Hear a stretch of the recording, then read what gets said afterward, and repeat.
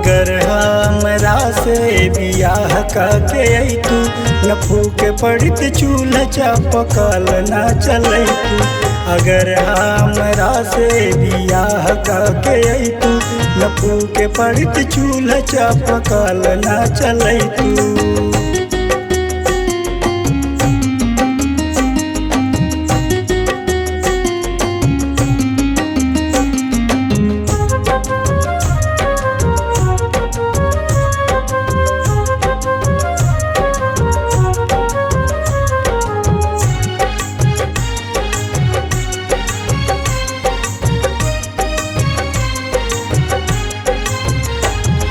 कवान कामी पैलू दूसरा से दिल लगैलू, हजार क्रिया खाके हमरा के तू भुलैलू।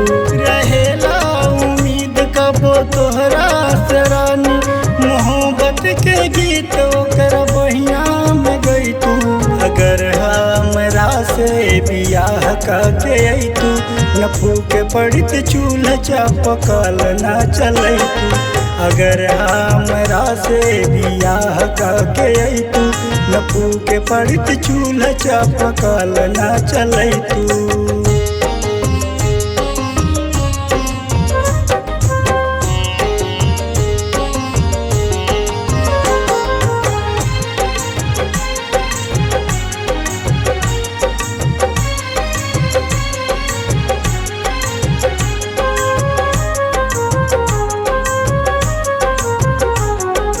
जान धीरे धीरे अखिया से लोर गिर, जियान जिंदगी कैलू रहील तोहरे पीरे।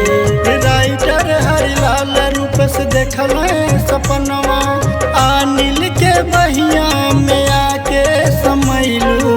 अगर हमरा से बियाह करके अइतू न फूके पड़ित चूल्हा चापकल ना चलैतू। अगर हमरा से बियाह करके अइतू न फूके पड़ित चूल्हा चापकल ना चलैतू।